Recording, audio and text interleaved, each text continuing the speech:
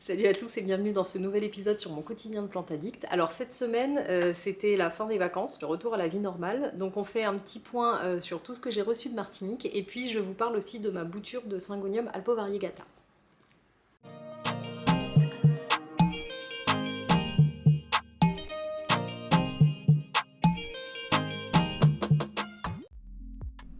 Bonjour à tous et bienvenue dans ce nouveau vlog. Alors pour commencer, je vous ai intégré quelques images qui datent d'il y a 2 semaines. Donc c'était le live que j'ai proposé sur Instagram au sujet de la plantation des bulbes de caladium. C'était très sympa, c'est la première fois que je faisais ça. Et d'ailleurs, j'ai recommandé des bulbes pour vous faire une vidéo un petit peu tutoriel sur la plantation des caladium très prochainement. Alors ensuite, ce dimanche, on est parti en balade en forêt et j'ai voulu en profiter pour vous filmer le système de sécurité qu'on utilise pour Rollo. Donc il est dans le coffre, dans un petit compartiment pour pas qu'il parte dans tous les sens. Mais vous voyez, il a une ceinture qui est accrochée sur la vraie ceinture à l'arrière du véhicule. Et voilà, ça permet de sécuriser.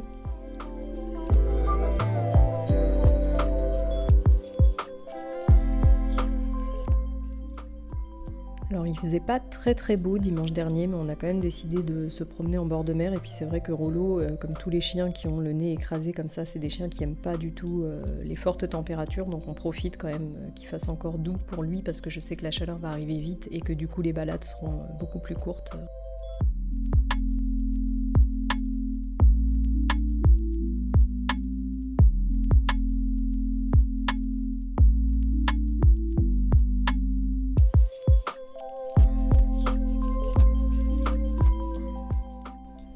Et puis en fin de balade, ça a été la bonne surprise, on a trouvé pour la première fois une asperge sauvage. C'est quelque chose qu'on essaye de trouver chaque année, mais on n'en avait jamais vu en vrai. Donc voilà, d'ailleurs dites-moi en commentaire si vous en avez par chez vous et si c'est déjà la période pour les ramasser. Celle-ci était un petit peu jeune, mais voilà, je pense que ça va pas tarder. Et puis je vous ai mis quelques petites photos des fleurs pendant la balade.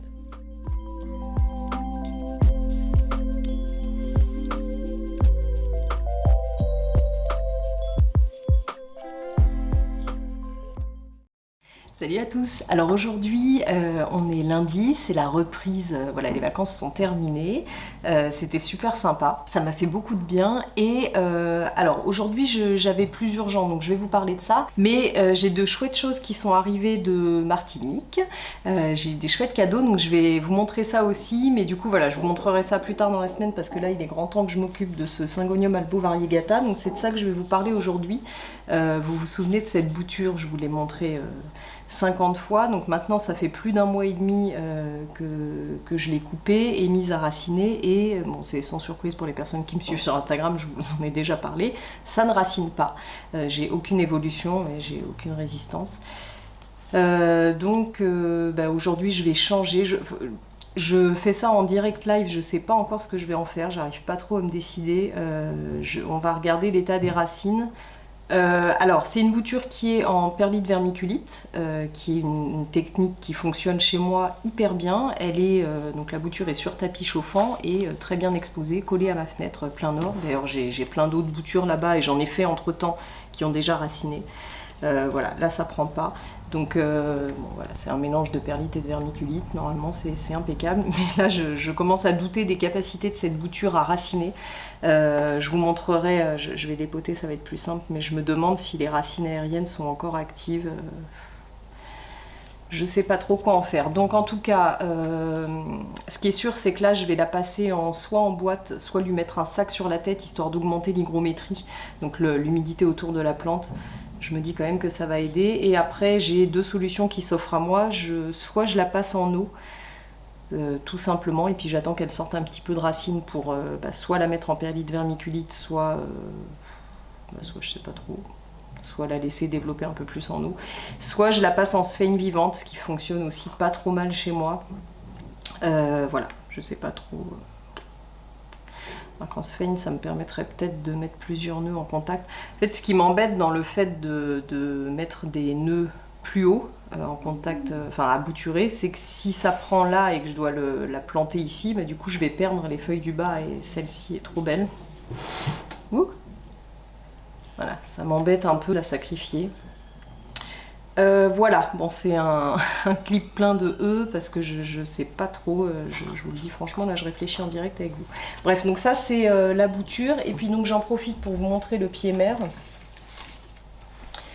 pied juste là, parce que j'ai de l'évolution aussi à ce niveau-là. Alors, pour rappel, dans celui-ci, j'ai 2 pieds. Donc l'idée, c'était d'en faire un 3e, mais a priori, ça racine pas.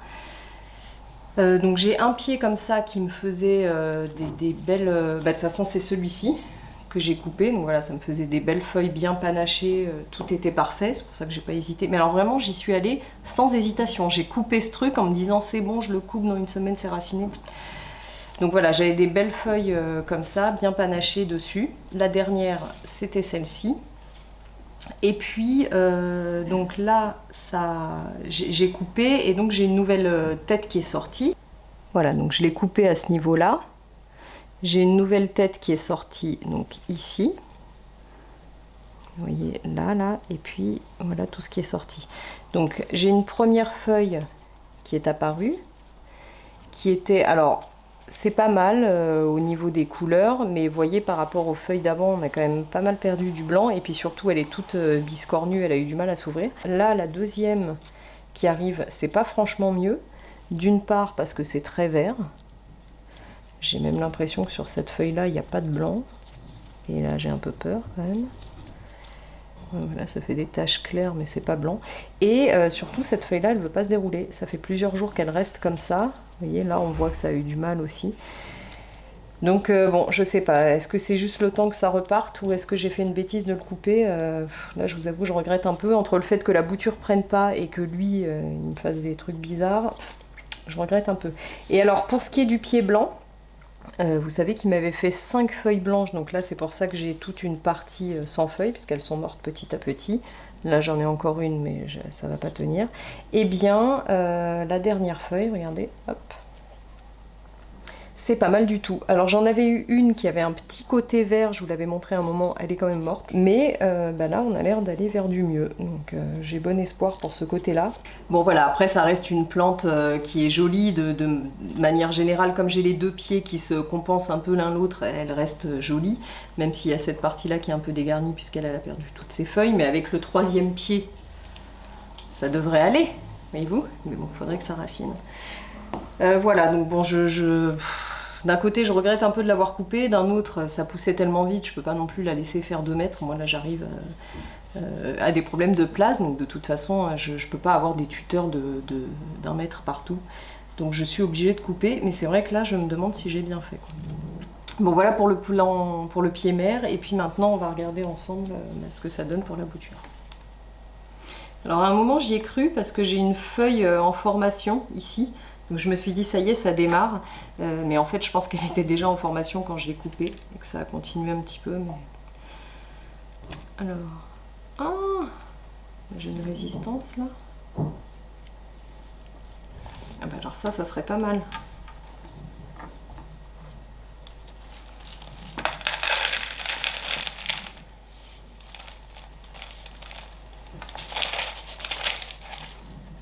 Ah, bah j'ai un début de racine, les gars. Bon, bah, je vais le laisser là-dedans alors. Alors, voilà ce qu'on a après 1 mois et demi. Je ne sais même pas si vous voyez correctement. Bon, bah, enfin, en tout cas, c'est un bon début. Eh bien, je vous ai donc fait ce clip pour rien, puisqu'en fait, je vais juste tout remettre exactement comme c'était. Et la laisser tranquille. Voilà, voilà. Je vais continuer à le vaporiser avec de l'extra route. Et puis, on va croiser les doigts. Bon, bah, je suis contente. Voilà, bon, je le dis souvent hein, que les plantes m'apprennent la patience. Bon, là, j'ai pas été assez patiente, mais quand même, j'ai attendu. Hein. Vous m'avez déjà tous dit, mais des potes, ça sert à rien, fais ci, mets-le en eau, machin, ça marchera pas. J'ai été un petit peu patiente, mais voilà, bon, finalement, j'aurais dû l'être plus. Alors je vais le laisser tout pareil dans le même substrat, là où il est, je vais tout continuer, mais je pense quand même que je vais lui mettre un sac sur la tête.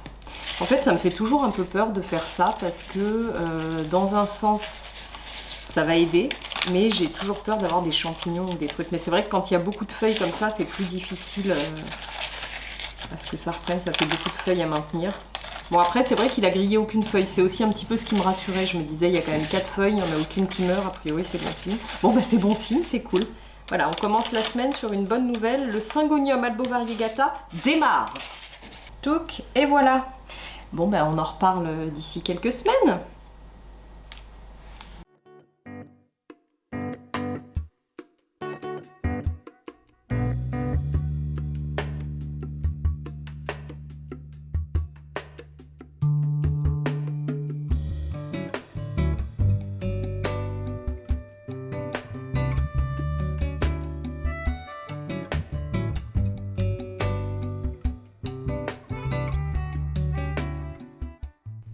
Cette semaine, j'ai reçu ma nouvelle commande de chez Nature Suspendue, donc j'avais été super satisfaite la première fois et du coup j'ai repris exactement la même suspension double, donc en macramé.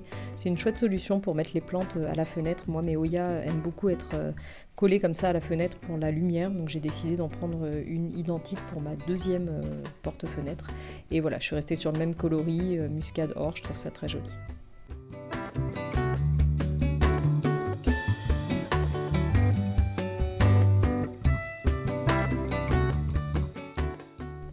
Et je profite de ce petit clip pour remercier Charlotte qui m'a fait un petit porte-clés personnalisé, ça m'a fait super plaisir.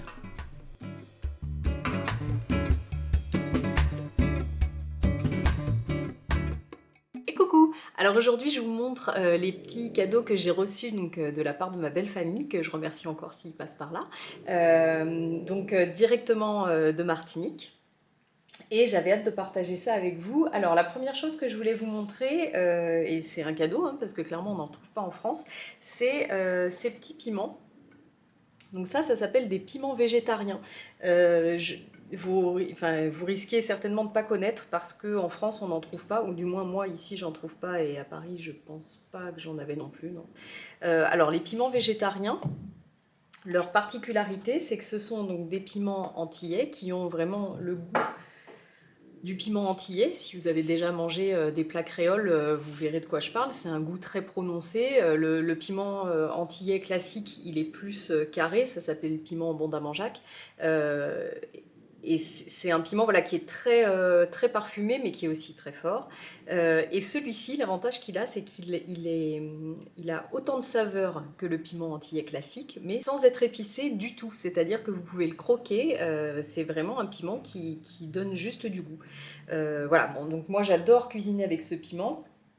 Et j'en trouve pas du tout ici, donc quand ils viennent, ils nous en ramènent, et ça c'est un vrai cadeau. Et surtout, je vous en avais parlé, alors si vous êtes là depuis le tout début de mon compte Instagram, parce que je pense pas en avoir parlé sur YouTube, nous avons essayé avec mon mari d'en faire pousser. Donc on avait un gros pied de piment végétarien que ma belle-sœur... En fait, ce sont des feuilles, pas du tout des feuilles, des graines, pardon, que ma belle-sœur nous avait ramenées donc de jardinerie, dans un petit sachet comme nous, on achète nos graines de tomates, etc.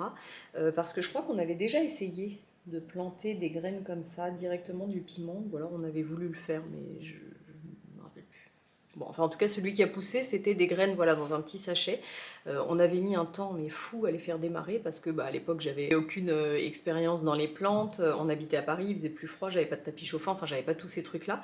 Et donc, on avait bidouillé avec mon mari, je me rappelle, il avait fait une espèce de petite serre avec du cellophane, une boîte, et on avait mis ça à côté du radiateur. On avait réussi à les faire sortir parce qu'on avait, oui, voilà, on avait essayé avec les vrais piments, c'était pas sorti. En fait, je pense juste qu'il faisait pas assez chaud. Et avec ceux-là, on avait essayé, on en avait planté une dizaine, il n'y en a qu'un seul qui a pris, et finalement, ça a fini par donner voilà, une grosse plante qu'on a gardée pendant plusieurs années, qui n'est plus. Et alors pourquoi elle est plus là? Parce que ce piment n'a jamais donné de fruits, enfin de fleurs et donc de fruits.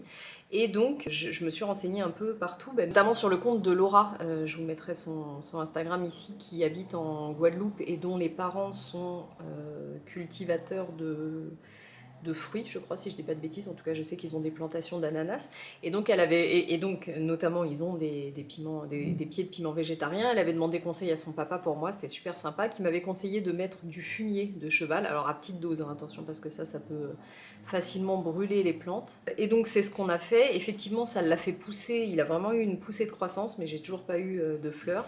Et on a fini par se dire avec Laura qu'il manquait certainement de soleil, que c'était ça ce qui aurait certainement déclenché la floraison. Donc on l'a mis dehors à la fin de l'été, c'est ça. avec un voile au début pour le protéger en se disant qu'on allait l'habituer petit à petit. Puis en fait, on l'a laissé dehors après l'été. Et forcément, un piment végétarien qui vient des Antilles et surtout qui a jamais été dehors, un hiver, c'est pas possible. Donc voilà, il n'est plus. Donc on repart de zéro, hein.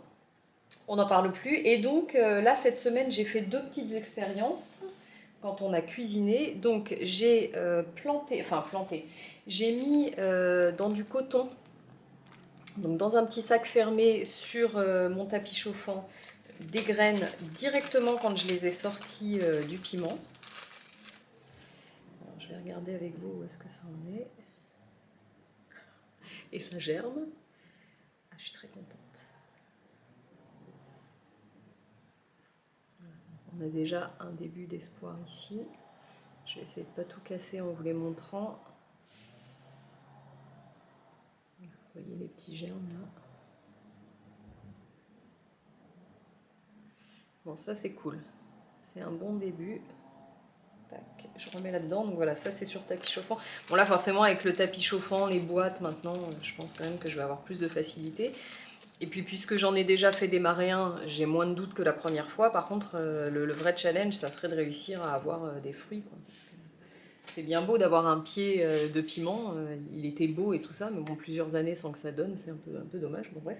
Et donc, j'ai aussi fait sécher une partie des graines. Donc tout ça, c'est les graines qu'il y avait dans un piment. On a peut-être mis 2. Vous voyez, j'ai... Je vais essayer de ne pas tout renverser. J'ai pas mal de graines. D'ailleurs, j'ai ma copine Steph Chouquette qui arrive la semaine prochaine. D'ailleurs, quand vous verrez ce vlog, elle sera déjà là.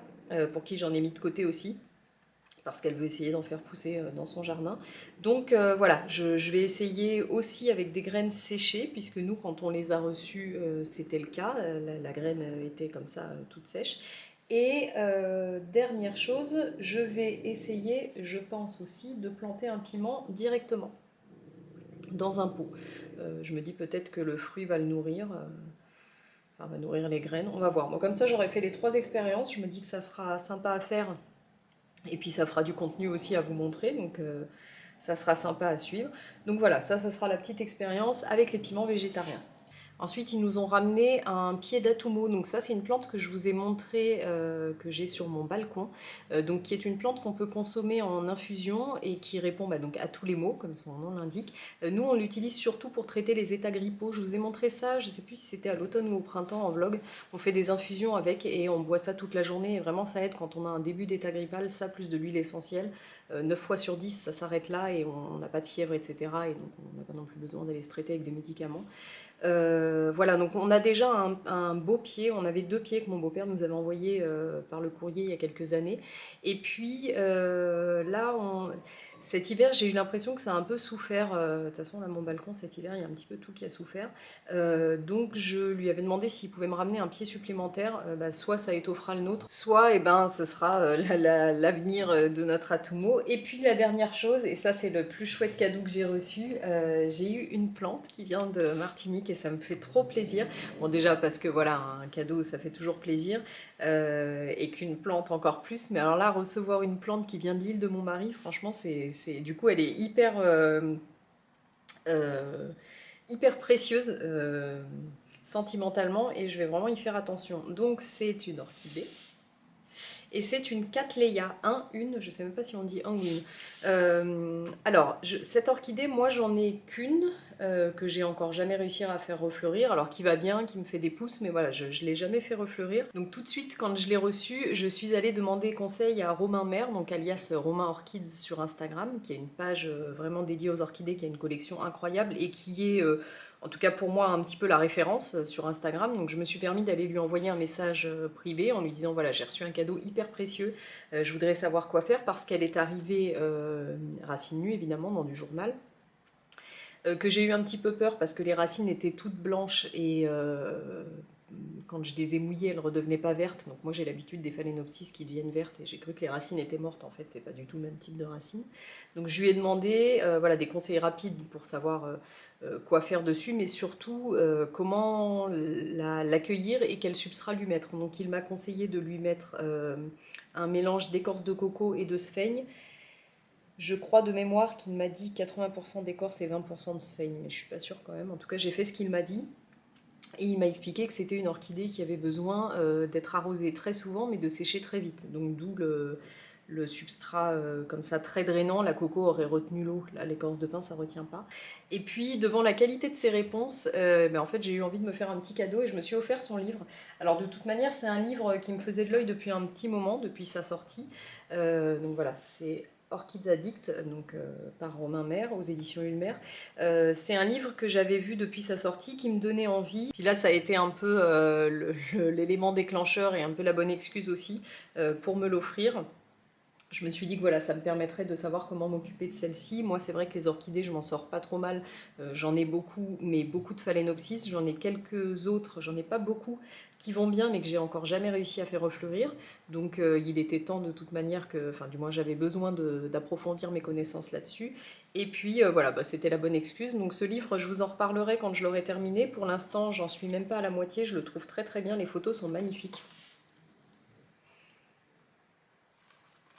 Et ça a l'air très complet, donc moi j'en suis pas encore au détail des espèces, j'en suis à la partie un peu plus générale et j'ai déjà appris plein de choses. Donc voilà, je vais lire, en tout cas, vous voyez, après vous avez les portraits d'orchidées. Je vais lire avec attention la partie pour les Cattleya et puis j'espère que ça me permettra de m'en occuper correctement. Mais voilà, je suis trop contente, c'est vraiment un super super cadeau. En fait, je regardais depuis un petit moment les annonces sur Le Bon Coin, les annonces de plantes, en me disant tiens, est-ce que je leur demanderais pas de me ramener quelque chose? Bon, ça me paraissait compliqué, et puis voilà, j'ai rien trouvé d'incroyable, donc je leur ai pas demandé. Et ben, ils ont lu dans mon esprit, sachant que j'adore les plantes. Et vraiment, c'était une super surprise, je suis trop contente. Donc voilà, j'espère que je vais réussir à m'en occuper correctement, et puis qui sait un jour la faire fleurir. Alors, si elle fleurit, a priori, alors vous savez, les Cattleya, du coup, je vais me servir du livre de Romain pour vous montrer. C'est des orchidées qui sont un peu en corolle. Ça fait pas du tout le même. Voilà, ça c'en est une. Donc ça fait pas du tout le même type de fleurs que les phalaenopsis qui sont des grosses fleurs rondes, enfin plus rondes. Là ça fait vraiment une espèce de corolle, c'est super joli. Donc j'espère qu'elle fleurira et a priori celle-ci est dans les tons orange. Donc moi j'ai aucune orchidée dans ces tons-là. C'est vrai que à la maison je les ai un peu assorties à mon intérieur. Donc j'ai toute une déclinaison de blanc, rose, violet. Voilà, j'ai tous les roses et tous les violets et certaines qui ont des couleurs mélangées. Mais j'ai pas du tout ce type de couleur là. Donc j'espère que voilà, j'espère que ça fleurira un jour et si c'est le cas, je me ferai un plaisir de vous montrer. Voilà pour mon petit haul achat des vacances et arrivée de Martinique. Ah oui, et puis je voulais en profiter pour vous montrer mon philo Melanochrysum qui me ressort une nouvelle feuille. Donc ça c'est la dernière, je vous avais montré, qui avait été très abîmée parce qu'elle sortait, elle est passée à travers. Et là, il a failli me faire la même chose sur la nouvelle feuille et je l'ai sorti à la main. Alors ça c'est un truc en général qui est pas trop conseillé, mais bon, vous voyez la dernière je l'ai laissé faire et voilà ce qu'il a fait. Donc je me suis dit que ça pourrait pas être pire. Et donc là voilà, ça va aller, ça se déroule bien, donc du coup je le vaporise beaucoup. Mais j'ai été obligée de sortir le bas de la feuille. En fait, comme il n'arrive pas à sortir le bas de la feuille, et ben il passe à travers sa feuille. Donc là j'ai juste dégagé le bas et puis maintenant, a priori ça devrait le faire. Voilà. Je vous fais un teasing, je vous annonce que très prochainement, je lui coupe la tête. Voilà, il devient trop grand, regardez ça. Je ne peux pas vous montrer, le tuteur s'arrête ici. Et puis surtout, j'ai toute une partie où il n'y a pas de feuilles, enfin j'ai deux nœuds, là il n'en a pas sorti non plus, ouais c'est ça. J'ai deux nœuds où il n'a pas sorti de feuilles et du coup ça me fait une grande tige, donc je vais en profiter pour couper. Mais j'attends qu'il ait déroulé sa feuille et c'est ce que j'avais dit pour celle-ci. Hop. Mais à peine déroulée, il m'en a sorti une autre. Donc là, dès que celle-ci est dérouillée, je lui coupe la tête et je ferai ça avec vous. Je suis un petit peu encouragée par le fait que mon Syngonium albovariegata est enfin pris. Et du coup, je vais faire pareil pour celui-ci. Voilà, voilà. Et puis pour terminer ce vlog, je voulais vous faire un petit point plante sur ce palmier. Donc c'est ma première plante. Avec mon mari il y a 10 ans, on s'était acheté chez Ikea 2 palmiers. Et puis celui-ci allait très mal, je l'ai retrouvé l'année dernière avec plein de bêtes dans le terreau. Je sais pas ce que c'était, des espèces de petits vers. Et les racines étaient en très mauvais état. En fait c'est une plante que je laissais trop sécher car je ne le savais pas, mais c'est comme une herbe, ça n'a pas de réserve. Donc il faut jamais laisser sécher complètement le substrat, ce que je faisais pas du tout. Et donc je l'ai mis l'année dernière dans un mélange de billes d'argile et perlite et voilà, les racines sont reparties et j'ai de nouvelles pousses depuis quelques semaines. Là ça me fait super plaisir, donc je voulais vous montrer ça.